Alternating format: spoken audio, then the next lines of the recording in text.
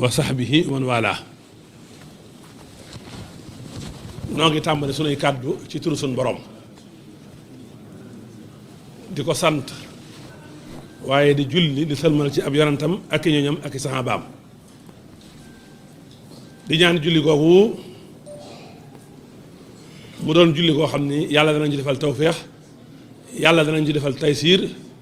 yàlla dana ci wasaare ci sunu kaw barkeb laylatul xadr gi ñu doon dundal bii ci guddi di ndokkeel ñëpp nag ci weeru tedd wi ñu nekk di ndokkeel ñëpp ci guddi gi ñu doon màggal démb waaye di ndokkeel ñëpp nag ci bis bi ñu nekk tey muy fukki fan ak juróom-ñaar ci weeru koor te mooy bis bi xare Badar amee woon ginnaaw loolu nag tey ñu fas yéenee seq ak sëñ Babacar Mbuub mu defal ñu benn waxtaan wu am solo woo xam ne danañ ci xamee fi àddina bi toll danañ fi xamee noonu lislaam yi pexe yi ñuy def ngir gàllankoor jullit ñi ak pexe yi ñuy def ngir bëgg a daganal ak ngóor jigéen ci àddina te kat ci lu amul benn sikk sàkk ngóor jigéen bu lawee ci àddina bi na yàlla jëfe woon ak xaw mu lootin noonu lay jëfanteek ñoom kon ñu ubbi sunuy noppi xol te taataan te fas yéenee déglu te xam ne sëñ Babacar mii li muy def lu am solo la mooy mbir boo ko xamul dëgg-dëgg xam mun na koo xeex mbir mi da nga koy xam ba noppi soog koo mën a xeex ñun jullit ñi nag li ëpp ci li ñu dal mooy daa bari luy xew te ñun yëguñu ko xamuñu ko te it yeewuñu ci kon duñu guddal ci wax ji dañuy bàyyi ak sëñ Babacar mu ñëw ñun ci thème bi mu war a waxtaane ñun te mooy Nations Unies yi ñuy teg ay yi ñuy teg ak programme yi ñuy teg te bëgg koo imposer Sénégal ngir ñu mën a dagal ak ngóor jigéen loolu la sëñ Babacar di ñëw ak ñun yàlla nañu yàlla may dégg ak topp te yàlla ubbi dënnam yombal làmmiñam ba mu wax loo xam ne nii danañ ci jariñu wa maa daalika alallaahi bi aziiz kon sëñ Babacar tafadal bismillahi rahmaani rahim alhamdulillahi rabbil alamin wasalaatu wasalaam ala asrafil anbiyaai wal mursalin seydina wa mawlana muhammadin il makin wa ala alihi wa sahbihi zawi ridwan wa tamkin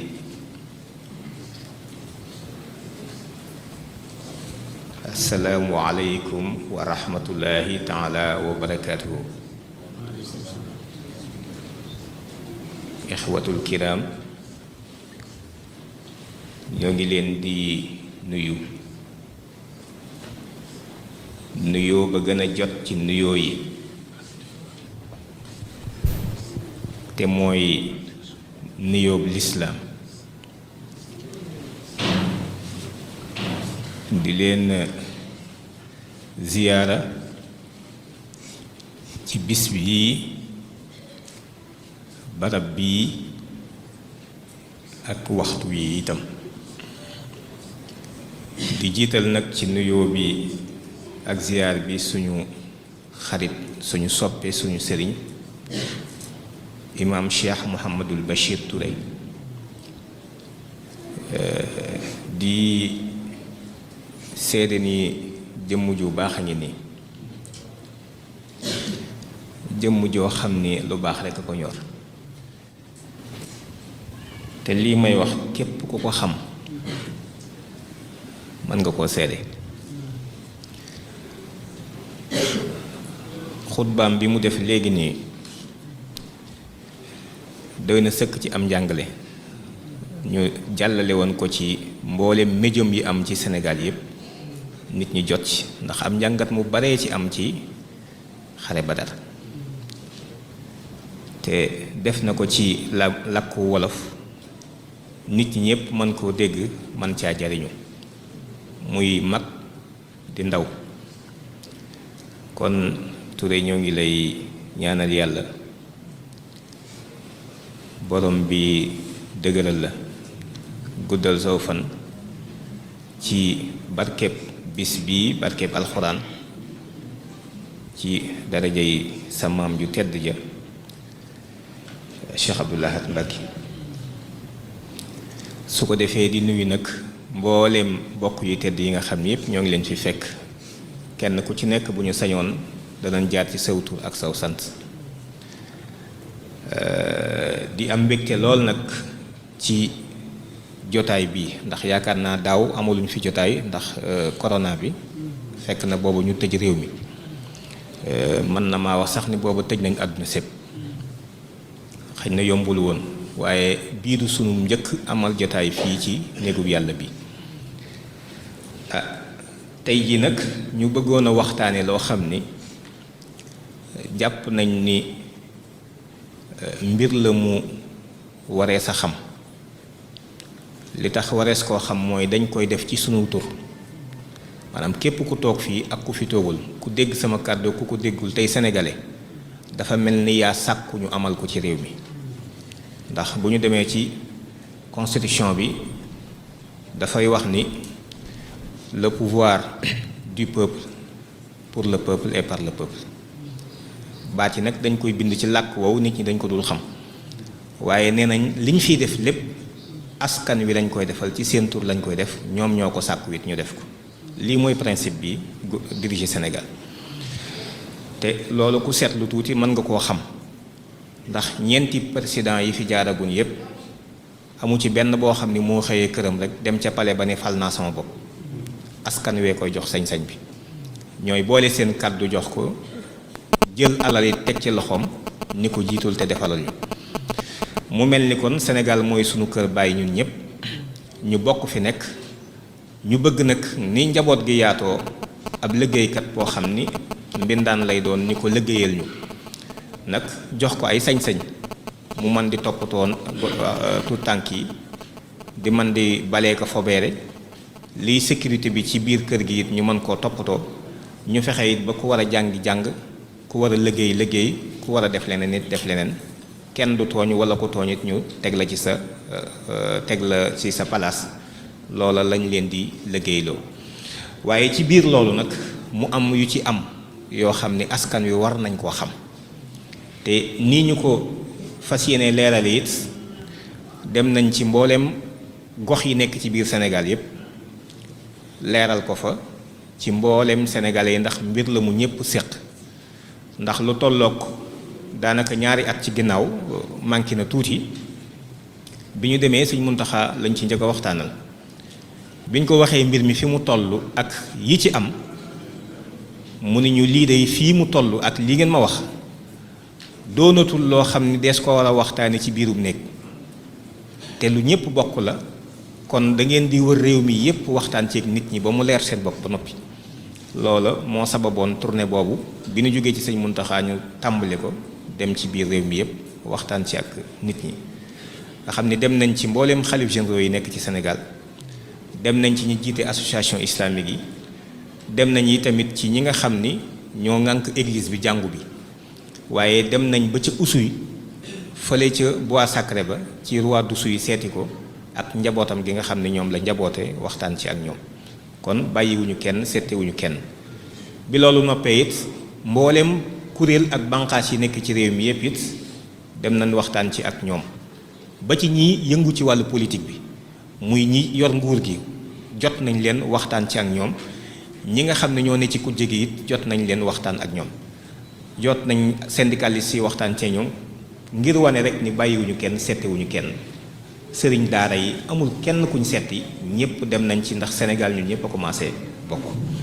loolu mooy li ñu bëgg a waxtaane li ñu bëgg a waxtaane mooy agenda boo xam ni Nations Unies muy kuréelu mbootaayu xeet yi ñoom ñoo ko yëkkati ngir bëgg koo ga mboolem àdduna sépp ñëpp doxal ko loolu mooy lan mooy li ñuy wax àq ak yelleefu doomu aadama mbir mi ñuy waxtaane mënee su ko comprendre te xamoo ñoom li ñuy tuddee droit de l'homme muy àq ak yelleefu doomu aadama xam ngeen àq ak yelleefu doomu aadama ñoom ci seen gis-gis ak seen jaar-jaar dafa am ñaari barab yuñ ci jaar yoo xam ne lu ñuy def ci la ñuy tegtaloo ba ci njëkk mooy benn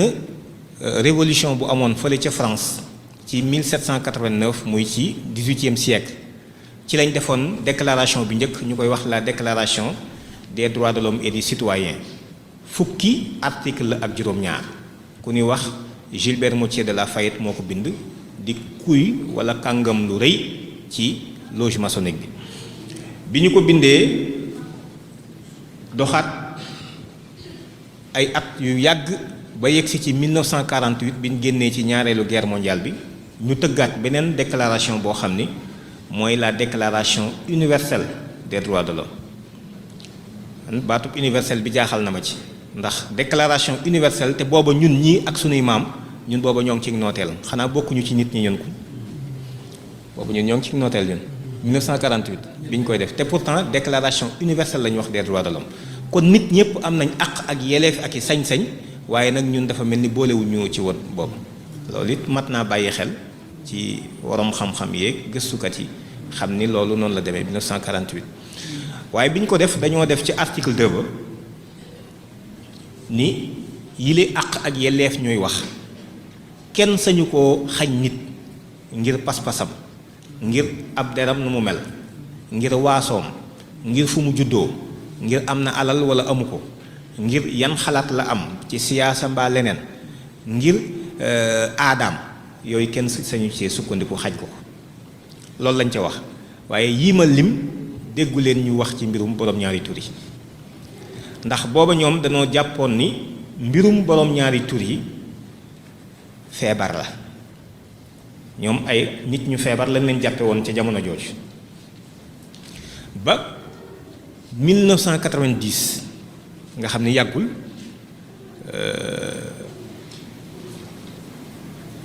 yaakaar naa 1990 mooy at mi fi Sëñ Blaat jógee ba ca déwén se waaw 1990 la ñu def nag kuréel gi nga xam ne moo yor wàllu paj ak wàllu di saytu wér-gu-yaram ñu koy wax OMS muy bànqaas ci Nations Unies ci la daal di jël ab dogal daal ni léegi ak ngóor jigéen doonatul feebar 1990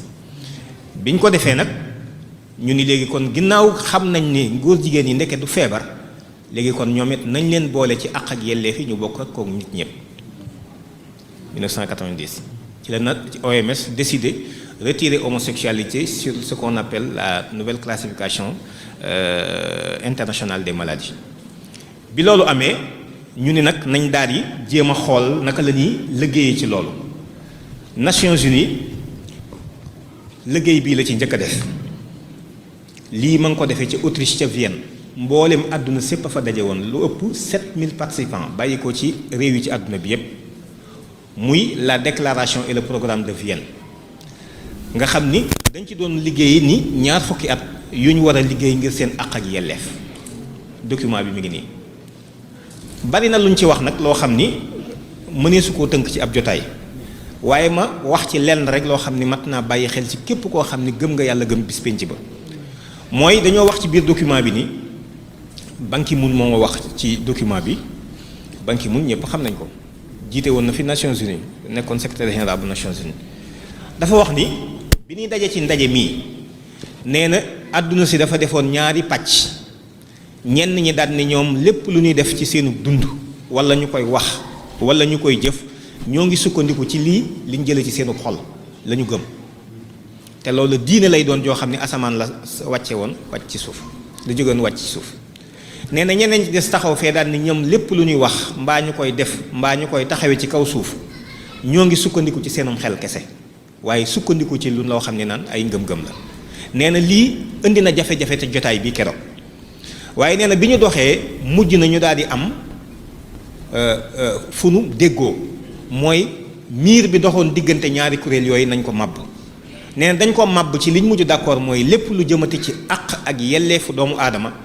kenn mënta sukkandiku ci loo gëm waaye ci xel kese la ñuy tegtaloo mi ngi ci document bii nii muy 20 ans au travail pour vos droits mi ngi nii bi loolu jàllee ñu ne kon ñaar fukki at lañ àppal seen bopp liggéey ci pour fexe ba ñi amuloon àq ak yelleef ca 1948 boolewuñ leen ci woon ñu dugal leen ci waaye bi ñuy dox ba ci biir avant ñuy àgg ci 1948 2013 nga xam ne ci la ñaar fukki at yi di mat ci la Nations Unies faf wuyu ab laaj bu ko IDAHO laajoon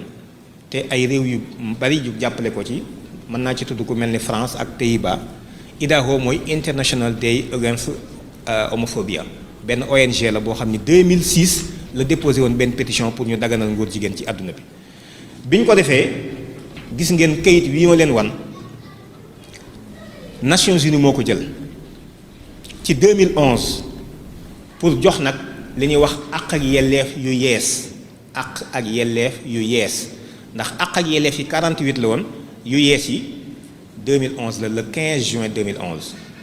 mooy ñi nga xam ni jëluñu leen woon en compte ca jotaay bu njëkk ba 48 ñoom it jox nañ leen àq ak yelleef muy résolution bi le Conseil des droits de l'homme des Nations Unies a adopté le 15 juin 2011 avec 23 voix contre 19 une résolution affirmant l'égalité entre les hommes quelle que soit leur orientation sexuelle et leur identité de genre. Donc texte bi mi ngi nii ñaari xët yi la 2011 lii la ñuy wax nouveau droit nag danañ ci dellusiwaat ci kanam ndax tuddoon nañ ko fi ci Sénégal ba am ay wax yu ci amoon waaye nouveau droit mooy àq ak yelleef yu yees yi nga xam ni amagul woon ca la ko jiitu këyit waa ngi nii lu ñu ciy waxee dañ ci teg sunu baaraam ndax ñun ki nga xam ni moom la ñuy roy ci suñ lépp mooy Cheikh Abdou Lahad Mbacké dafa wax ni du ma wax mukk lu ma leerul du ma wax mukkit lu ma xamul lu ñu wax lu nu leer rek lay doon lu ñu xam kese lay doon kon nouveau droit yi mi ngi nii droit yi ci des 1948 la woon mooy déclaration universelle des droits de l'homme bi ñu ko defee ci 2011 nag ginnaaw léegi 90 génne nañu ngóor jigéen ci feebar yi 2011 jox nañ leen àq ak yelleef lan moo ci des fexe ba seen àq ak yelleef yooyu ñu jot ci jox nañ leen ko léegi du point de vue du droit international léegi nag nan la ñuy fexe ba ñoom ñu mën cee jot ni ñëpp amee seen sañ-sañ ci li ñu bëgg ñu koy def ci kaw suuf si loolu moo waral Nations Unies daal di jël ñaari yëf benn bi mooy document bi ne libre et égaux ñun ñëpp ñoo bokk maase bi ñuy gane àdduna tolloo ci dayoo ak àq ak yelleef te it kenn ku ci nekk doonoo ku nu njoñ maanaam doonoo koo xam ni da nga nekk ci moomeel nekkoo ci njaam ku moom sa bopp nga ku jotu nga bi ngay juddu te yàgg ñëpp yéen a tolloo àq ak yelleef bi ñu fiy jógee itam ñoo nuroo melokaan ku ci ne dañ lay tëral doo yëngatu kon ci diggante bi ñoo fi war a tolloo àq ak yelleef document bi Nations Unies moo ko def ci biir document bi nag mu joxe ci juróomi ndigal yoo xam ni tënk nañ ko ci benn document boo xam ni incha allah danaa ko fi bàyyi sax ñu tënk ko ci juróomi ndigal benn bu njëkk bi muy les 5 obligations juridiques fondamentales des droits concernant la protection des droits de l'homme des LGBT bala maa dikk ci lii am na baat bu ma wax bu ma leeralul li ñuy wax orientation sexuelle et identité de genre orientation sexuelle mooy ñi am beneen gisin ci wàllu sëy ak xar kanam ga ñu àndal ak identité de genre nga xam ni lanu baaxoo woon a xam ci ànd ci wàllu sëy ñoom indi nañ ci yeneen xeet yeneen yoo xam ne moom lañ ci àndal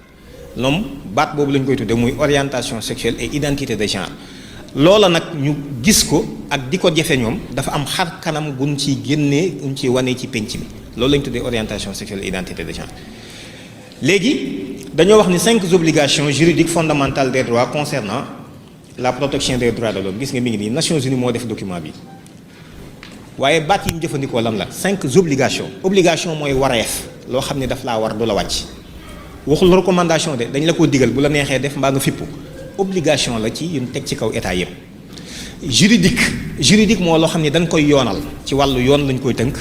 fondamental mooy mboolem lu ñuy jëfandikoo ak di ko jëflante ci biir adduna bi ak ci droit international ak ci réew mi lii moo ciy jiitu wala dara du ko ci jiitu kenn lay doon ci les relations internationales donc obligation juridique fondamentale waaye juróom la pour lan aar àq ak yelleefu ñan LGBT L bi mooy lesbienne mooy jigéen ñi sëy ci seen biir. G bi mooy gay mooy góor ñi sëy ci seen biir. Bisexuel mooy ñi nga xam ni danañ sëy góor danañ sëy jigéen ñaar ñëpp la ñuy sëy. mën naa doon it bisexuel bokk na ci ñi nga xam ni dañoo nguuru ngaana. Transsexuel mooy ñi nga xam ne bi ñuy ganee àdduna ni leen yàlla sàkke ñu dikke ci seen ndey ak baay bu dee jigéen lañu dañoo dem ñu daal di leen di opérer jox leen ay hormones ñu doon góor léegi bu fekkee góor la ba ñuy judd ñu dem ñu opérer leen jox leen ay hormones ñu daal doon jigéen ndax différence bi dox diggante góor ak jigéen du point de vue scientifique lu ci bari ay hormones moo koy déterminer loolu moom mooy transsexuel yi nga xam ni LGBT mooy loolu am na yeneen yu ci bokkit moo tax ñuy wax LGBT plus muy intersexué queer zoophilie nécrophilie yooyu yëpp ci la bokk ma leeral ci ñaar bala maa dikk ci obligation yi zoophilie mooy ñiy sëy ak bàyyi ma ñoom it fi mu ne dañoo bëgg ñu am àq ak yelleef di mën di sëy ak bàyyi ma yi ci kaw suuf si di ko defee nu mu leen neexee tàmbali naa am Europe am na lu ñuy wax ay maison close yi da ngay ñëw fay dugg da ngaa bëgg a sëy ab xaj mbaa xaj bi sëyee la bu dee jigéen la donc nga jënd sa ticket daal di dugg daal di defanteeg moom xam ngeen ni ak mbon mënta weesu loolu waaye am na beneen li ñuy wax nécrophilie mooy di sëyee nit ñi faatu rawatina jigéen ñi kañ nécrophilie ci lii la bokk li may wax nii léegi nga xam ni da ngay xaar néew yi ku jigéen ku faatooti rek bu faatoo ci tàng-tàng bi nga daal di dem ñu daal di ñoom noonu lañ bëgg di sëyee te it am nañ àq jeeg yelleef dañ koy war di def ci kaw suuf si xam ngeen ni lii man mi koy wax sax am naa jafe-jafe ci wax ko ci barab bu sell bi ak waxtu wi waaye nag su fekkee dañ ñoo bëgg a wommat yóbbu ñu ci lu mel noonu di ko def ci sunu turit soxla na nit ñi xam ko ngir ni lii na dakk bu ngeen koy def dafa jégu leen ko feneen waaye réew mii dafa am borom réew mii dafa am lu ñu am ci ndono ci mbaax ci yiw bëgg yàlla bëgg yonent bi ku ne xam na ni Sénégal foo ko déggee réewum teraanga lañ koy askanale kon ñun xamuñu lu bon lii waaye lii mooy lii yot Sénégal moom lañ fi bëgg a def kon 5 obligations yi ginnaaw génne nañ leen ci ak feebar bi ci tege mooy jox nañ leen àq ak yelleef ci 2011 léegi lu ci des le 15 juin 2011 mooy nag ñu ni ginnaaw sañ nañoo nag def liñ bëgg a def ñoom ci kaw suuf si état yi nañ leen protéger nañ leen aar mooy protéger les individus contre la violence homophobe et transphobe na état yi jël seen i jumtukaay protéger góor jigéen ñi ci kaw suuf loolu mooy première obligation bi nga xam ni tey Sénégal lu Nations Unies wax ak moom lu France di wax ak moom lu États-Unis wax ak moom ba ci xaalis bu ñu lay lebal bailleur de fonds yi bokk na ci conditionnalité yi lii da ciy dugg xaalis bi mënoo cee jot te jëloo ay dispositions yi loolu mooy bi ci njëkk bi ci topp mooy prévenir la torture et le traitement cruel, inhumain et dégradant des LGBT maanaam léegi bu leen yamati sax ci di leen aar rek waaye def leen seen i jumtukaay yi ngeen mën a jël ak seen i pexe ba kenn dootul dal ci ab góor jigéen nañ ko prévenir violence boobu mooy ñaareelu obligation bi ñetteel bi mooy dépénaliser l'homosexualité maanaam amul wenn yoon woo war a nekkati ci kaw suuf di topp ab góor jigéen kon nañu not ci mboolem tëralin yooyu yëpp mooy ñetteel bi ñeenteel bi di sàkku ñëpp bàyyi ko xel ndax moo ñu gën a intéressé ñun Sénégal mooy interdire la discrimination basée sur l'orientation sexuelle et l'identité de genre maanaam nañu tere ci kaw suuf sépp boddi gi ñuy boddi góor jigéen yi bu ñu boddeeti kenn ndax nit ki bokkul ak yow ni muy séyee ak xarkanam gam ca àndal nam cay doxale ak xarkanam gam ca àndal ak taxawaayam kenn dootu leen boddi imam Cheikh Mouhamadou Bachir Touré mi lii bu sottee dootul sañ bañ a jëflante góor jigéen bi aha kenn dootu ko sañ ndax yoon lay doon moo tax ñu ni nañ ko tere bu kenn boddeeti nañ di jëflante ak ñoom sañoo leen a ber bu ñu jëflante ak yow da ngay jëflante ak ñoom juróomeel bi nag mooy le respect de la liberté d'expression d'association et de réunion des LGBT mooy ñoom boroom ñaari tur yi sañ nañoo yëkkati seen kàddu ci pénc sañ nañoo def ay mbootaay waaye sañ nañu it di def ay ndaje di nos ak a not ci di doxal seen mbir ci kaw suuf si askan yu nangul leen ko ma delsi nag ci ñeenteelu tomb bi danaa ci delsiwaat léegi nii ndax daf ñoo yitteel bi loolu amee Nations Unies lii jël ko 2012 tàmbali ko doxal 2013 waaye yemul ci loolu daal di jëlaat nag benn jotaay ñu koy wax EPU. EPU mooy examen périodique universel nga xam ni Nations Unies day woo Sénégal ci décembre bu nekk bu ko woowee ne ko léegi jox naa la nangami ndigal jàngat nañ sa constitution jàngat nañ say loi ak say règlement nangam lii dëppoowul ak li ma digle nangam lii dafa ëpp nangam lii dafa tuuti lii nañ ko yokk dugal ci baat sàngam lii nañ ko génne ci seeni loi lii nañ ko loolu la ñuy wax EPU nga xam ni EPU bu 2013 lii mooy la fa Sénégal wax mooy EPU bu 2013 bi Sénégal demee ci EPU bi jox nañ ko fa téeméeri ndigal ak juróom-ñett fukk ak juróom-ñett 188 recommandations yoo xam ne da ko war a soppi ci constitution bi ci loi yi ak règlement yi lu ko Nations Unies digal këyit waa ngi nii ña demoon ca délégation bi ñëpp seeni tur a ngi nii li ma leen wax nii rek lu ñu ciy wax lu nu leer la lu ñu xam la rapport yii fi mu ne du lu confidentiel nit ñi ñëw dul gëstu rek waaye boo tàppee ci internet bi am rapport bi ndax Nations Unies li mu ci def lépp nëbbatu ko léegi da lay digal ba noppi def rapport bi ci juróom-ñetti langue dana ko def ci anglais ci arabe ci français ak yeneen langue yoo xam ni nit ñi danañ ko xam bi ñu joxee Sénégal fukki téeméeri ndigal ak juróom-ñett fukk ak juróom-ñett Sénégal nangu na daanaka lépp ba mu des fukki ndigal ak ñeent yi jëmoon ci daganal ngóor jigéen Sénégal da ko bañ carrément ci 2013 dafa wax ni duñ ko def bi jotaay bi jeexee nag ci la mbir yi tàmbali ci la Nations Unies ni waaw Sénégal moom mooy kan réew moo xam ni day yalwaan réew moo xam ni donte xam nga léeg-léeg ñu dégg tere fi yalwaan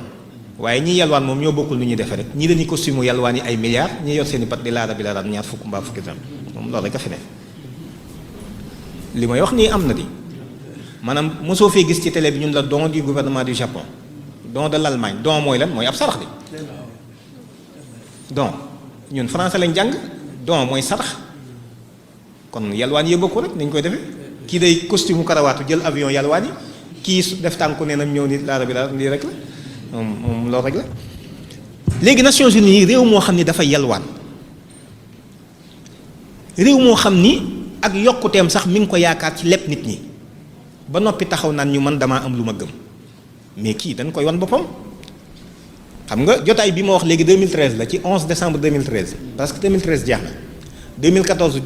tege ci Nations Unies tàmbali pression yooyu daal ni Sénégal gaawal par exemple club de Paris club de Londres FMI Banque mondiale ak partenaires yi financiers yëpp léegi Sénégal lu mu leen ameel ci bor na ko fay gars yi tàmbalee fëgg bunt yi këng sama xaalis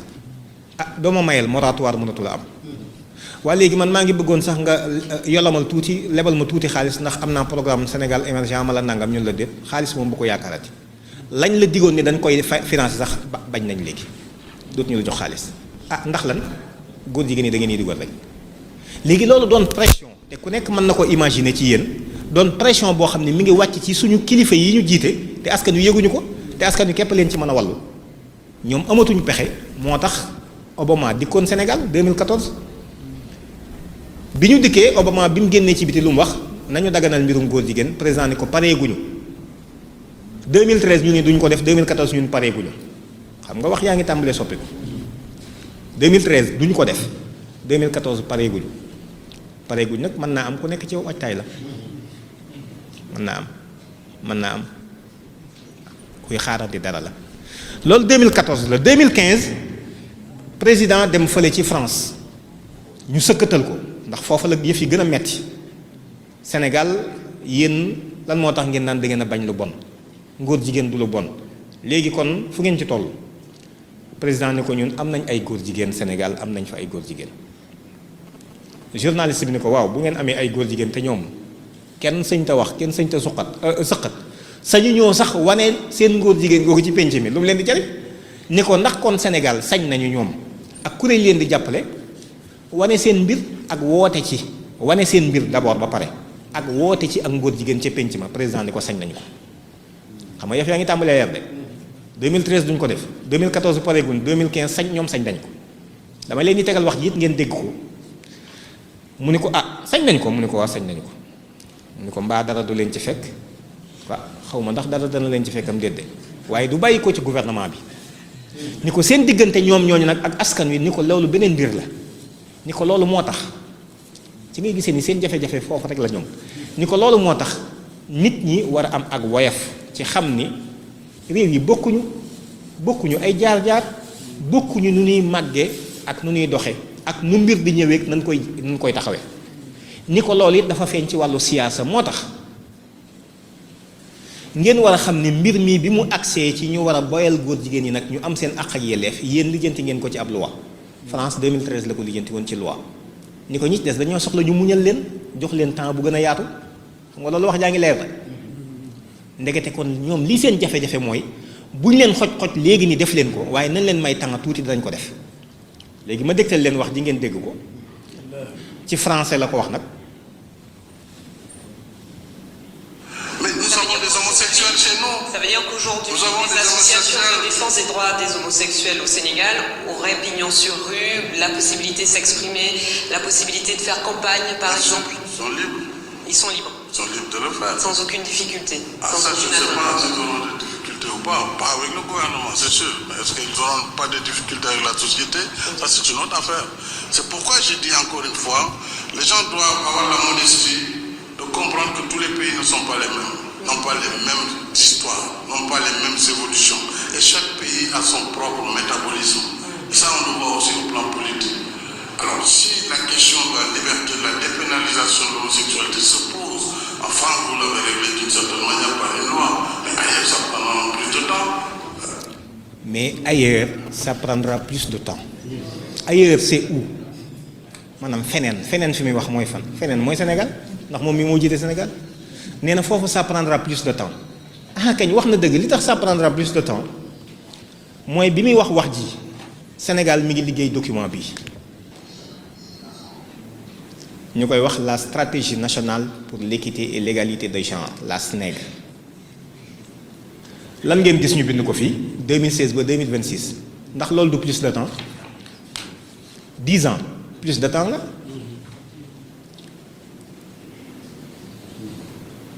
jamono yi muy wax ji Sénégal mi ngi liggéey document bi waaye bi mu koy liggéey waxoon naa leen sànq ni Nations Unies ñeenteelu ndigal li mu joxe woon mooy interdire la discrimination basée sur l'orientation sexuelle et l'identité de genre nañu tere ci kaw suuf si boddi gi ñuy boddi nit ki rek ndax beneen xeetu sëyin la xam wala la bëgg wala la yëg te moom la bëgg a def ci kaw suuf si te fesal ko ñu ne Nations Unies nañ ko tere gis ngeen document bi Sénégal lan la ci wax ci vision bi vision document mooy bu fekkee dafa am lu ma bëgg tey jii waa Saam dañoo daje ni bëgg nañ Saam mel nangam fii ak fanweeri at dañuy gëmm jëmmal ko li ngay gëmm gis ko ci sa biir gëmm boobu loolu la ñuy tuddee vision nga xam ne ci ngay sukkandiku léegi jéem koo nataal léegi nag jéem a xool nan ngay fexe ba demee ci loolu ba boo àggee ci fanweeri at yi ni nga gisoon ci sa jeneer loolu mën a nekk loolu la ñuy tuddee vision xam nga kon mooy li ëpp solo ci document stratégique vision document bi mi ngi nii moom lañ njëkk a bind ci document bi faire du Sénégal un pays émergent en 2026 avec une société solidaire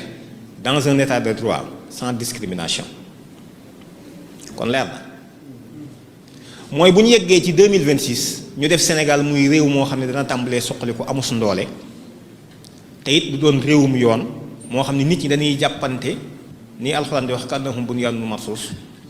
waaye nag boddee dootu fa am may laaj kilifa yi teew fii ci biir réew mi di laajaale itam képp ku dégg sama kàddu Sénégal kan ngeen fi xam ku nu boddi Sénégal boddee amu fi lan moo tax Sénégal kon di liggéey ci document bu nu àggee fii ak 2026 maanaam juróomi at ci ginnaaw ci kanam boddee dootul am góor jigéen yi ñooy bokk bu 2026 ñëwee danañ bokk léegi nag lan la ci Sénégal jëf ngir loolu mën a am li ci Sénégal jëf li ci jiitu mooy document bi d'abord ba pare lii jëf la ñun nag nit duñ ko jàppe la mu wax la mu jëf lañ koy jàppe bu nit ki toogee naan man fii maa ngi fi du ma ko def ak dana nangam ak nangam du tax ñu téye la muy wax dañuy seet la mu jëf ndax dëppoo nag la mu wax ba pare bu ñu dëppoo xayrun bu ñu dëppoowul nag ñu jàpp la mu jëf te bàyyeekook la mu wax lii mooy document bi ci jiitu mooy la SNEG lan moo ci tege gouvernement bi dafa daal di dogal ci 2016 benn coppat goo xam ne dañ koo def ci ndeyi charte réew mi muy fukki tomb ak juróom yoo xam ne joxoon nañ ko waa Sénégal di ci sant la yàlla lool ndax barab bi ñu nekk moom dañoo gàntu woon noo lañ waxoon waaye lañ waxoon noo amaana nit ñi xëy na mën nañoo bañ a xam sax waaye sëñ Touba gàntu woon moom noo la waxoon mooy li ma jàpp ndax li tax tomb yi mi ngi nii projet ba aussi mi ngi nii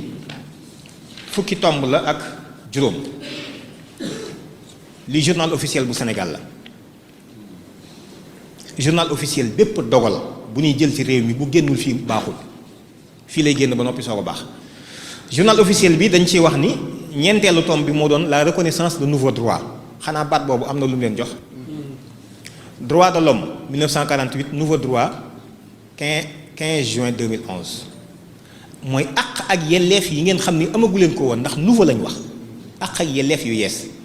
may laaj bala maa xuus ci lii sax Sénégal yan àq ak yelleef la nit ñi amul woon avant 2016 Sénégal ku mu neex samp kër ku mu neex bañ a samp kër Sénégal ku mu neex jël benn soxna ku mu neex jël ñeent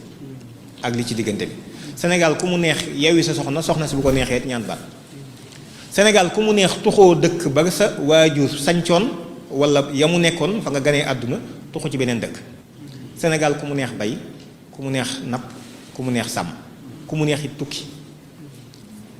Sénégal ku mu neex booy liggéeyi ci biir liggéeyukaay yu yees yi sax boo amee loo naqari mën ngaa def préavis de grève daal dem grève Sénégal ku am loo naqari mën ngaa génn marche constitution bee ko garantir depuis 2001 wa illaa sax mën ngaa génn nga marche wala nga génn wax sa xalaat ci rajo yi léegi wax sa xalaat avant 2000 la woon Sénégal ku mu neex sax diine ji nga nekk nga génn dem ci jeneen diine constitution bi garantir na ko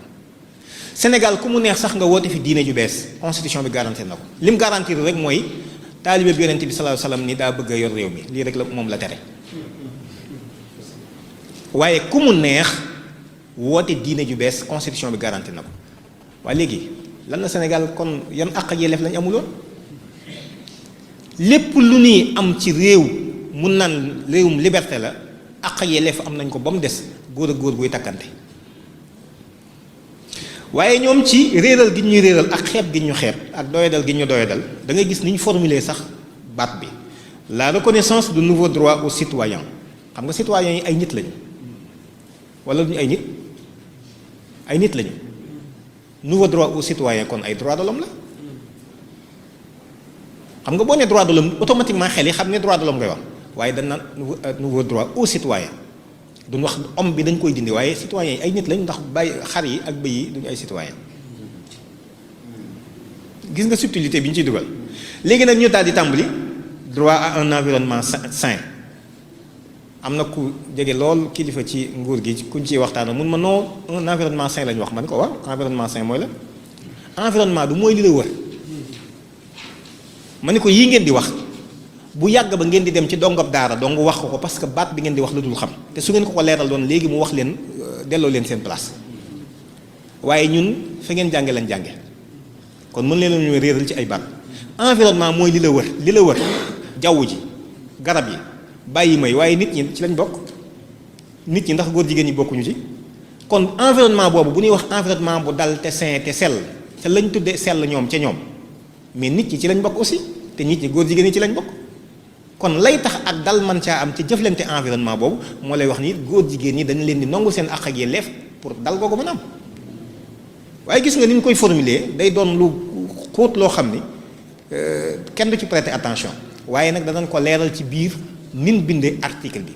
bindoon soppat ñi muy article 25 alinéa 3 dañoo wax ne tout citoyen est tenu de respecter scrupuleusement la constitution les lois et règlements notamment d'accomplir ses devoirs civiques et de respecter les droits d'autrui képp kuy sénégalais da nga tegoo li constitution bi wax loi yi ak règlement yi jëf li war sa digganteeg askan wi te nangul keneen ki àq gama yelleef keneen ki mooy kan les droits d'autrui gis nga lii lañ ci sërxaloon mooy àq ak yelleefu góor jigéen yi waaye tudduñu góor jigéen autrui rek lañ wax autrui nag góor jigéen yaa ngi ci biir gis nga lii depuis 2016 dugal nañ ko ci constitution bu Sénégal bi loolu jàllee mooy ñaareelu acte bi ñu ci def. ñetteelu acte bi mooy Sénégal dafa daal di jël benn loi bu ñuy wax le nouveau code de la presse ci 2017 ndax at mu nekk da ci dox jéego sëñ Mbay Jaxate moo waxoon ni koo gis mu yegg ndar waa xoo ko tax a yegg ndar moom mu ne su la xëy rek sefet ni bërit dem ndar te ñoom dañoo xam daa am lu sëñ Blaat waxoon lu am solo dafa waxoon ni koo gis fa mu war a yem mu ni sefet bëgg faa dale aw doxinam dana metti dana ñaaw te du ko tax a yegg moo tax ñoom xàmmee nañu fi ñu bëgg a dale ak fa ñu bëgg a jëm ba dun ni sefeet bëgg a tàmbalee fan war a yem léegi moo tax at mu ne dañuy doxi jéego ndànk-ndànk di temp rek ngir bëgg a dem foofee ñu bëgg a dem moo tax lii gis ngeen ko journal officiel bu Sénégal la wax naa leen ko léegi 2007 ab loi la boo xam ni dañ koo jël mu jëm ci code de la presse ndax ginnaaw soppi nañ constitution bi lu ci des mooy fexe ba doo am léegi ay voix wala ay canaux yoo mën a jaare pour wax loolu ñu protéger leen ci espace médiatique bi moo tax nouveau code de la presse bi muy la loi 2017-27 bu 13 juillet 2017 portant code de la presse boo demee ci article 18 bi dañuy wax ni le journaliste et le technicien des médias doivent respecter la dignité humaine, éviter toute allusion par le texte, l'image et le son à l'appartenance ethnique ou nationale d'une personne, à sa religion, à son sexe ou à son orientation sexuelle. xanaa yëfi leer na kon léegi. ba fi yonent bi jógee alayhi salaatu wasalaam mi imaam doon waxtaane léegi nii ba ci 1923 wala 24 sax laay wax 23 la dawlatul Usmaaniya daanu waaye 1924 la ñu dog xilaafatul islaam yi ci kaw suuf amatul bi fi yonent bi jógee ba 1924 xilaafa gi mi ngi am jub nañu jubuñu ñoo nga waroon loolu man waxuma lool waaye dama ne xilaafa gi moom mi ngi doon am jullit yépp am nañ ku leen yilif te ku laalu jullit ñu taxaw faj ko li ko firndeel danaa ci ñëw léegi ci ñaareelu tegtal bi may joxe bi ñu dagee xilaafa gi 1924 1925 26 27 28 29 ñu taxawalal état suñu mbokk catholique yi muy Vatican ci traité de Latran 1929 lañ créé Vatican xañ nañ ko jullit yi jox ko catholique yi 1929 1932 ñu créé Arabie Saoudite 1932 lañ créé Arabie Saoudite rey njabootu yonent bi dàq ña fa nekkoon génne leen taxawal moom lëkkul saoudia soo ko toppee topp ko ba ci deuxième guerre mondiale bi mu jeexee ci lañ créé état Israël nga xam ni kon dafa amoon ay objectifs géostratégiques yoo xam ne jullit ñi xamuñu ko fexe nañu kon ñun ba xañ ñu suñu bennoo ak suñu boole jullit ci kenn ku ci nekk fi mu ne toog sa kër jàppati yàlla yow rek la fi nekkal te yàlla ñëpp la fi nekkal nii la yëf yi demee xañ nañ ñu ko tey ba kon amuñu benn kàddu ci kaw suuf léegi nag beneen bi ko tegtalewaat mooy Sénégal gi boo fi dikkee téeméeri nit ñoo jël juróom-ñeent fukk yi ak juróom-ñaar 97% waxuma 95 97% yi ay jullit lañu te mënuñu lu dul lii sëñ Muntaxa wax jooytu kese nañ ma baal buñ ma def lii nañ ñu sarax lii dong lañ man mbooloo mi yépp ci biir kër gi di Sénégal sunu waajur wu jigéen ñun moo jur juróom-ñeent fukki doom yi ak juróom-ñaar te ci biir kër gi di suñu kër bàyyi it di Sénégal ñun mënuñu fi dara lu dul doomu jiit la ji fi dikk fi mu ne moom la ñuy xëy sarxu ñun ñëpp ni ko baal ñu may ñu dimbali ñu loolu nag du ca ñoom ci ñun la loolu du ca ñoom ci ñun la xisbu seytaane amul problème xisbulaahi ñoo am problème ñun suñ bopp ñoo am problème mbir mi du ñoom waaye ñun ñii la ñoo xamul toolub xarit jamono te ñoo xamul it nee si xare ci jamono kon 2017 ñu créé ministère du genre soppal ñi 2018 permis de conduire yi retiré sexe dugal ci genre dugalaat nañ sexe fi mu nekk nii ci permis de conduire yi ñu mujj gis en tout cas yi ñu signé ci mois de mars bii 2021. yamul ci loolu seen carte d'identité yi ku mu neex vérifier sa bopp carte d'identité yii yu CEDEAO yi amul ndey amul baay parce que projet bi fi ñu jëm mooy ndey ak baay lañ bëgg a kii famille lañ bëgg a dagg nit warut am ndey warut am baay ku ci ne dañ lay bàyyi rek góor jigéen ñi ñuy sëy di adopté da ngay dem ci banque de sperme maanaam mën yu da nga koy dem jënd day am banque yoo xam ne ñoo koy jaay nga ñëw wax doom ji nga bëgg ñu nopp yi war a mel nangam nangam ñu jaay la nga commandé après nga dem li ñuy wax GPA mooy gestation pour autrui nga dem fay ñu ëmbal la après jox la sa doom foofu la jamono jëm. su ko defee góor jigéen yi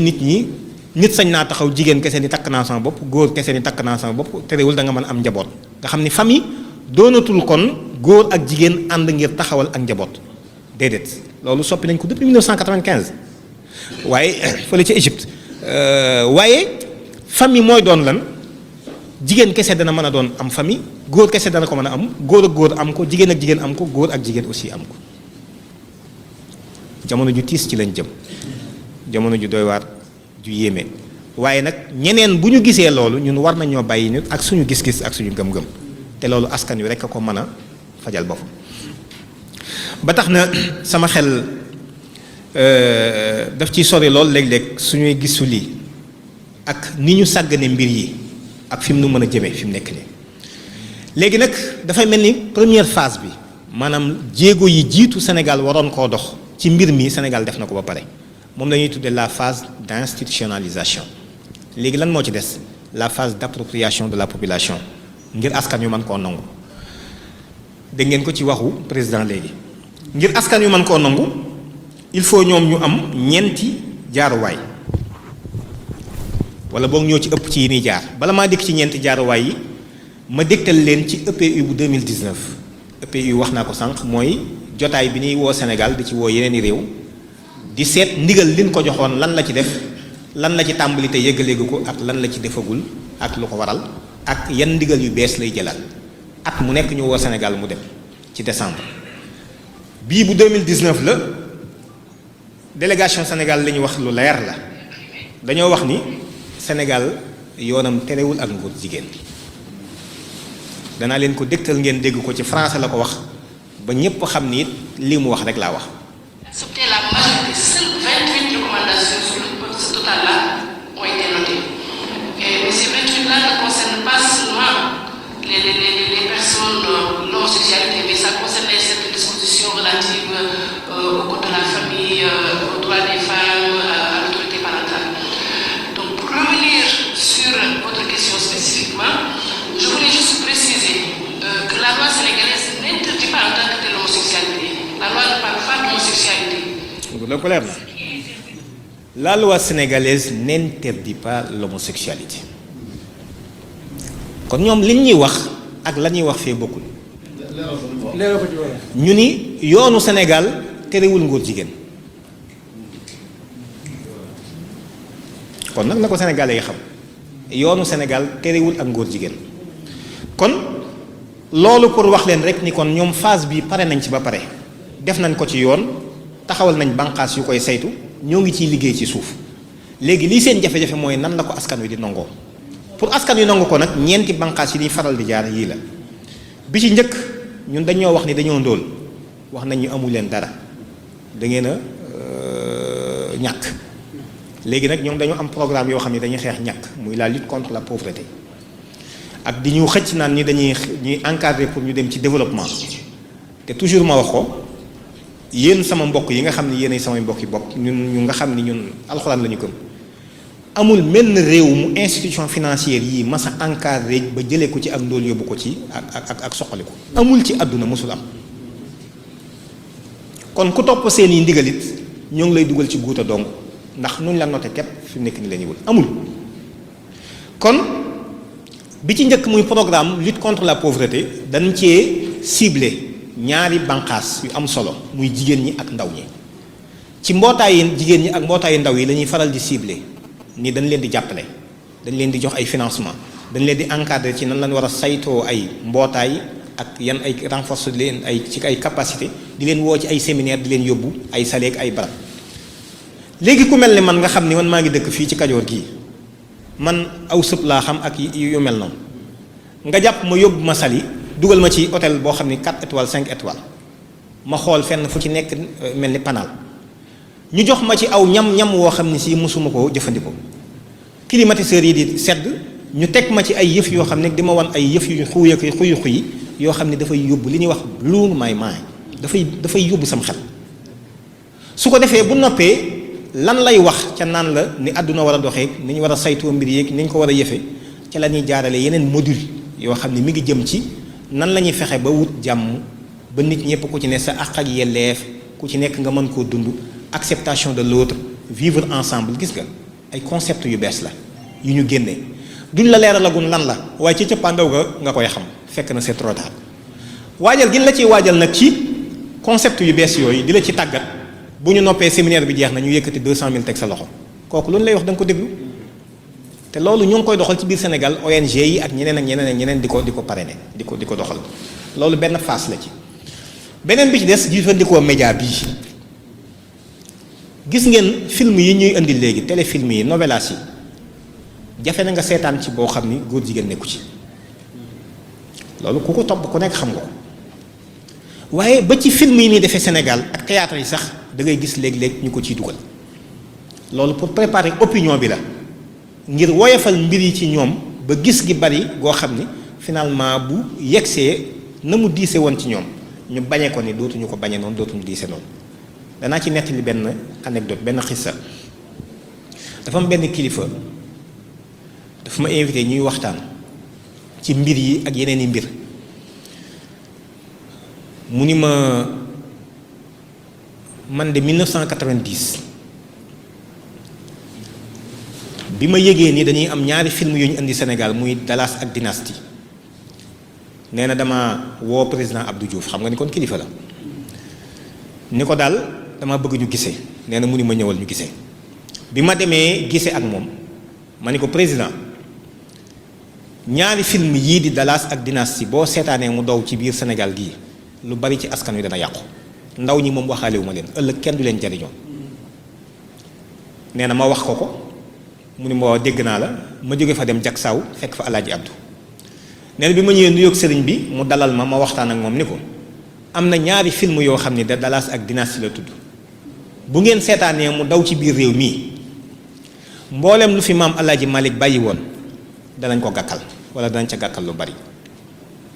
nee na ma jóge fa ñëw Touba fekk sëñ Saliou Mbacké fii ci Touba nee na ni ko sëriñ bi am na ñaari film yoo xam ne de Dallas ak Dynasty la tudd ñoo ngi koy bëgg a indi ci réew mi di ko yaxal ci biir télévision yi waaye bis bu ñu ko fi tegee ba mu yegg dana bàyyi jeexit ci biir réew mi loo xam ni li fi sëñ bi bàyyi woon dana yàq nit ñi ba dootuñu ko mën a jariñoo nee na ma jóge fa xëy naa ci gont naa ci guddi naa ci jànq naa ci ràññaan naa ci nee na def naa ci sama alal tëkku nañ ma ci it woo ma ci tëkku ma ndax am na ñoo xam ne it loolu lañ bëgg muy dox waaye nee na ba yàgg ñaari film yépp ñu teg ko Sénégal mu daw Dallas daw Dynasty daw nee na ma am ci naqar lool nee na bi ma toogee juróomi at jëm juróom-benn 1997 nee na ñu indiwaat fi mu nekk nii Dynasty xaw ma Dynasty la xaw ma Dallas ba ca des sam nee na tegaat ko nee na bi ñu ko tegee Dallas waaw bi ñu ko tegee nee na ma toog seetaan ko bu jeex ñu indi beneen épisode bu jeex waaye ma gis ni tey dara naqariwu ma ci mu ni sigget xool ma xool ko mu ni ma ci laa xam ni diggante bi am na lu ma fi ñàkk sama diggante ak sama borom maa ko xamul parce que télévision yi bul yaakaar ni yow sam xel lay jëm xam nga xel ñetti kii la sa subconscient lay ciblé te sa subconscient la mu cay dugal sam xel mënatu koo génne kon su ma nee loolu ci mag waxuma laa gone te gis ngeen programme bu télévision yi rawatina léegi lii lépp ay télévision la ñoo raw télé yi sax léegi ñetteel bi mooy jaare ko ci ay nit ñoo xam ne am nañu kaddu am nañ baat te nit ñi am na ñu leen bëgg am na ñu leen naw rawatina nag lenn ci artistes yi nga xam ni da nga dem ba gis sax génération bu ñu tuddee génération pain ñu am ku ñuy roy ci jëfin doxalin ak colka loolu est-ce que nit ñi xool nañu fii ak fanweeri at fan la jëm ñoo ngi waajal askan wi waaye ndànk-ndànk ndax duñ leen brusquer su ko defee ñeenteel bi nag mooy dem ci tàggataat sax aw nit yu yees ñoo xam ne da nga koy jaare ci daara yi muy école bi ngir nit ñoo xam ne ñoom non seulement danañ bëgg ak ngóor jigéen waaye mën nañ ko doon sax faf te xam leen ni loolu Sénégal mi ngi koy doxal fi mu nekk nii biñ ko fi waxee jóg nañ di ko weddi waaye danaa leen ci jox ay firnde yu weddi ñoom li ñu wax tey jii ni ñoom ñoo ngi koy doxal fi mu nekk nii ci biir école yi document bii mooy les principes directeurs sur l'éducation à la sexualité muy l'éducation 2030 fii ak 2030 li ñu war a soppat ci njàngale mi ci biir adduna bi document bu rëy la gis ngeen ko du bu ndaw lu Sénégal nangu la sans réserve d'abord ba pare xëy na du ma am jotu dugg ci biir document bi ndax dafa bari waaye Sénégal nangu na ko sans réserve li ci mat a jàpp rek mooy xale yi am juróomi at la ñuy tàmbalee ci ñoom ba ñuy am fukki at ak juróom-ñett te loolu convention internationale des droits de l'enfant bi moo ko firndeel am na yu garaaw yu ci nekk yoo xam ne sax soxlawul mu ci am mais bu ngeen demee ci article 14 bi dama ciy gis lu ma yéem lu garaaw lu doy waar loo xam ne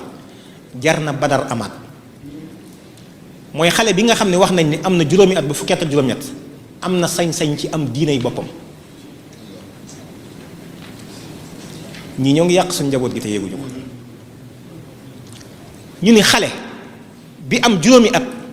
am na sañ-sañ ci tànn diinay boppam kooku lu mu xam bay tànn diine article 14 bu convention bi laa la wax mi ngi ci mbokk yi kon ndax yéen a ngi mesurer gravité fi mu ne liñ ñuy dugal ak fi ñu jëme bi ko defee ñoom ñoo ngi weddi ni loolu amu ci këyit wi ma leen di wan ren ji examen yi ñu defoon ci CI mooy classe bi njëkk ci école primaire ci Sénégal dañ cee joxe benn examen boo xam ni dañuy natt gone gi waaye natt googu nag ni natte gone yi doon nekk Ndakaaru lañ ko natte natt yi nekk Vélingara ak Matam ak ñëpp dañ koo standardisé woon moo tax ñu wax évaluation standardisée épreuve CI premier trimestre 2021 gis ngeen IEF bu Géejawaay léegi lan lañ ciy màndargaal dañuy bind xale bi turam ak santam prénom et nom de l'élève def âge am ñaata at la am def ban classe a nekk CI A wala CI B wala nangam gis nga daal di def genre masculin wala féminin ci xale bu am juróom-benn at ñu tàmbali di dugal mbir yi fi mu ne ci seen bopp yi yamul ci loolu bu loolu jàllee am na benn séminaire boo xam ne yaakaar naa weeru avril jeexagul tey la 30 le 21 avril bii ñu génn le 22 ak le 23 avril am na séminaire boo xam ne def nañ ko ci biir Sénégal gi gépp te li ma ci gën a yéem man jokkoon naa ci ak journaliste yu bari nit ñi yëguñu ko wala boog buñ ko yëgoon nanguwuñoo wax ni yëg nañ ko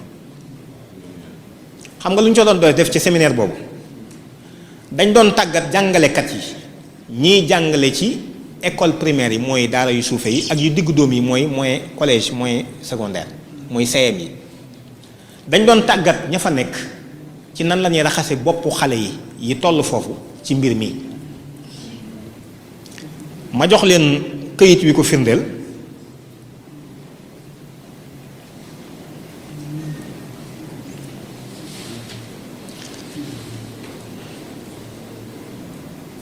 gis ngeen document bi inspecteur bi jiite IEF bu Vélingara moo ko signé bu ngeen xoolee bu ma ko agrandir tuuti da ngeen gis ni ministère de l'éducation nationale IA bu Kolda IEF bu Vélingara gis nga l'inspecteur moo signé lii signature mi ngi nii ci suuf ak wu turam soxla lu ma koy tudd lan la ci wax mu ni les destinataires de la présente sont priés de prendre toutes les dispositions pour participer à l'atelier organisé par l'IEF sur les violences basées sur le genre et l'éducation inclusive mooy éducation bu ñu bàyyiwul dara éducation inclusive dans le cadre du programme d'appui au système éducatif de base muy PASEP. Le dit atelier aura lieu du 21 au 23 avril 2021 au centre des ressources de l'IEF de Vélingara. IEF yi ci Sénégal yépp a ko organisé tànn jàngalekat yi nekk ci école primaire yi ak CM yi ñu tàggat leen ci séminaire bi gis nga bu ngeen gisoon liñ leen doon jàngal am na ci fukki poñ ak juróom-benn maanaam say rankoñ kenn mënta tax mu téye ko ba du tàbbi ci suuf di ko tàggat ay xale yu am juróom-benn at juróom-ñaari at fi mu ne ñoo ngi préparé génération boo xam ni ñun luñ ko bañ ñoom danañ ko bëgg te pourtant ñoom ñooy wax ni ñoom duñ ko def de. kon xam naa sëñ Basiru maa ngi guddal yëf yi moom kenn mënta wax li ci nekk lépp waaye lu tiis la lu metti la lu garaaw la. bi ñu demee it ci kilifa yi nga xam ne xam nañ Sénégal ni mu tëddee ñooy suñu kilifa diine it ñoom ñëpp jox nañu seeni signature lii xalifa Thiénaba moo ko signé ànd ci ak ñun lii xalifa Médina Gounass moo ko signé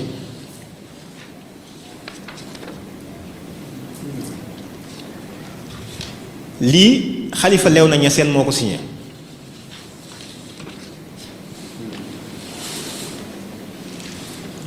lii xalifa Medina Baye moo ko signé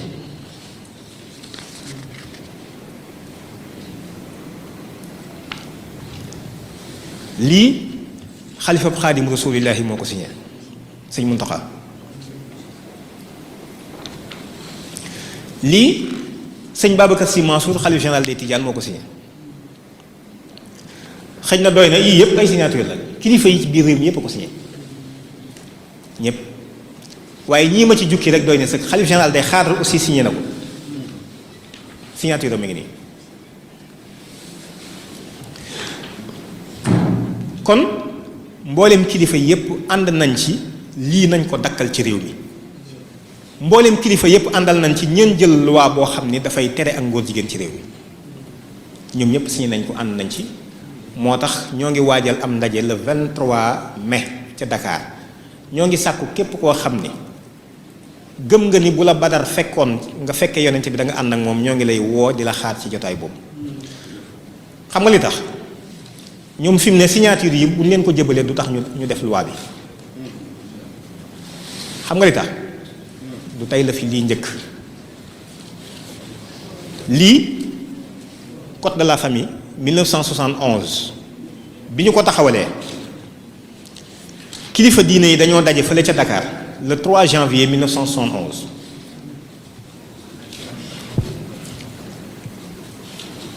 ñu daal di waxtaan gis nga procès verbal baa ngi nii sëñ Cheikh Mbacke Gaynde Fatma ko bind ndax moo doon secrétaire général ba te lu jafe amoon ca jamono jooju ndax kilifa yi xalifa yi sax ñoo doon déplacé wu ñëw toog di waxtaan xëy na loolu yombut tey ñi fi nekk bëgg nañ ko xëy na waaye yombut ndax ñoom ñëpp ay mag lañ waaye bii ñoom ñëpp a déplacé wu ndax alaaji Abdou Aziz Sy boobu moo doon xalifa Tiwaawan ma nga woon ca jotaay ba Seydou Nourou Tall xalifa Ndiassane xalifa Thiénaba xalifa yëpp ba ci xalifa Médina Gounass Cheikh al Islam Baye Niass ñoom ñëpp ñoo ngi woon ca jotaay ba procès verbal bii sëñ Cheikh Mbacke ko bind moom mi doon secrétaire général bi ñu wax ñoom bi nu jàngatee code de la famille bi leen Senghor wax jox liñ ci gis ci ay jafe-jafe nee na gis nañ ci 74 articles rédhibitoires maanaam article bu ci weddiwul wax yàlla weddi na wax yonent bi alayhi salaam te pourtant imam ñi ñu koy def ci seen turam nee nañ njabootu yonent bi lañ alxuraan lañ gëm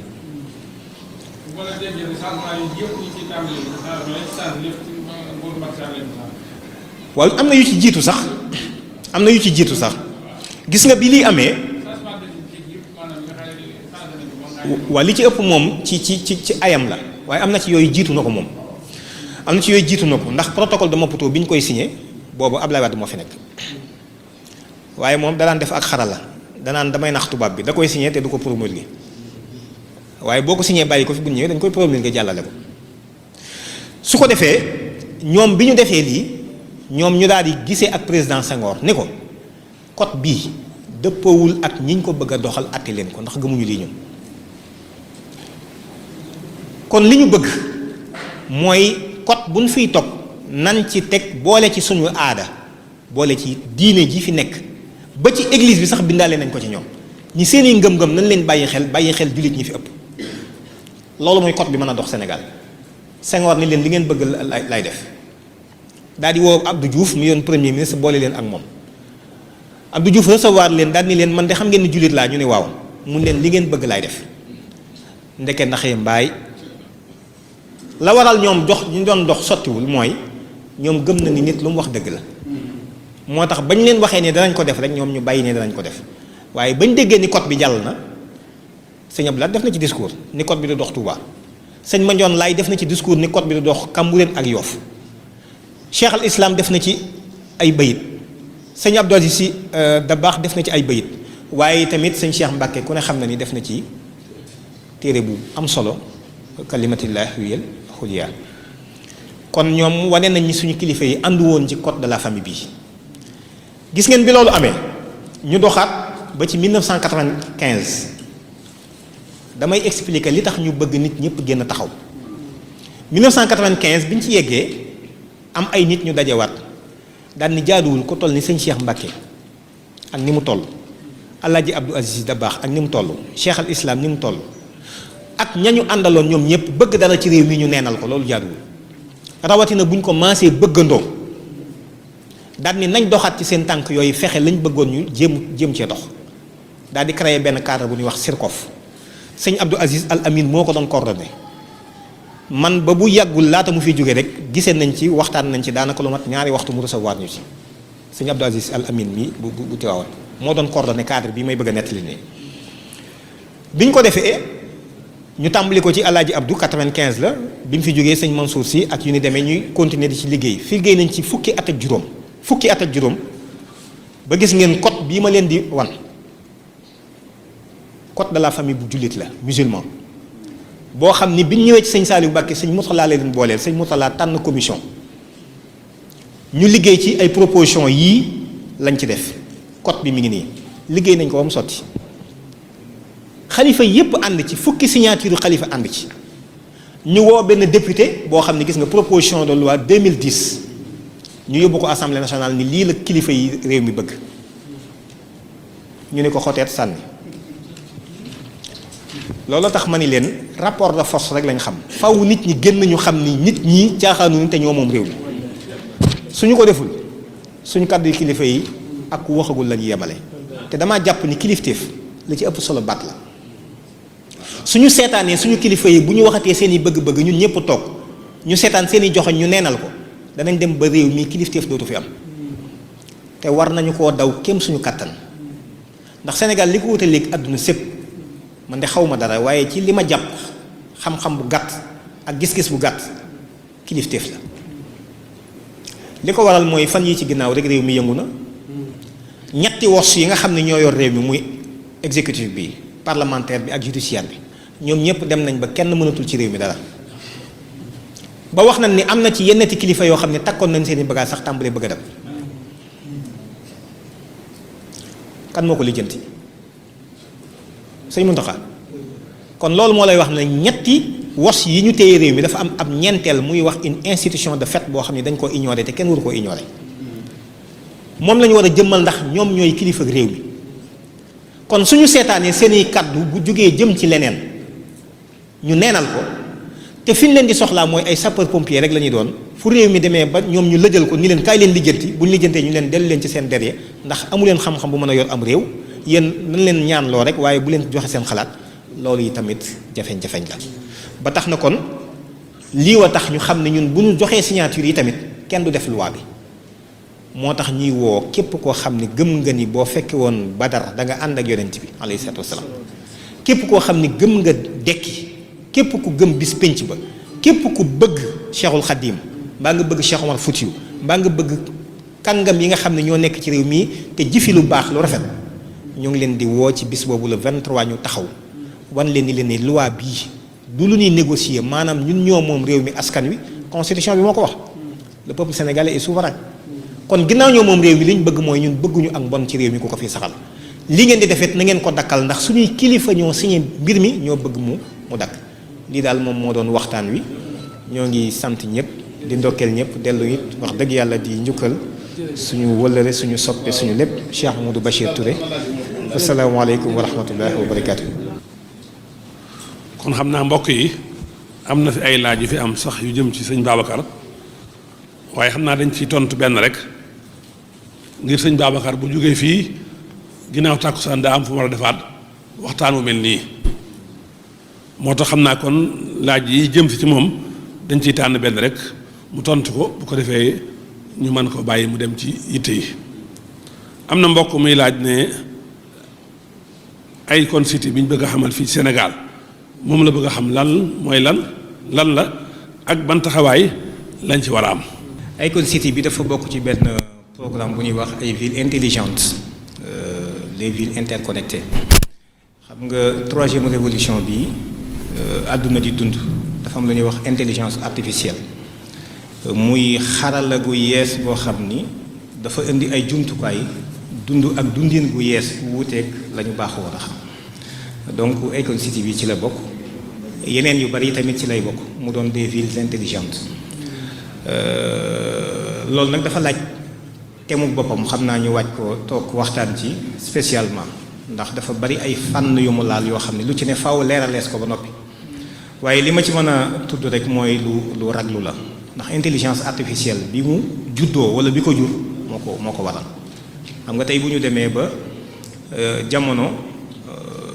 sorewul ak li ñu doon waxtaane léegi sax maanaam nit ñi am na ay xeeti poupée yoo xam ne dañ koy sos mu doon nit ki dafay ñëw jënd ko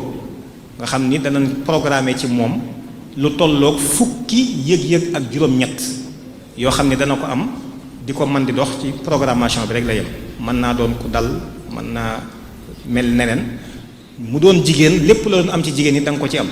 nga xam ne nit ki soxlatul ngay takk soxna poupée bi ngay commandé ñu ñëw donc nga utiliser ko doo jox mu lekk doo jox mu naan donc lu bari daf lay tekki ko donc loolu la ñuy wax intelligence artificielle nga xam ne dañ koy programmer woon ba li nit di def daf koy def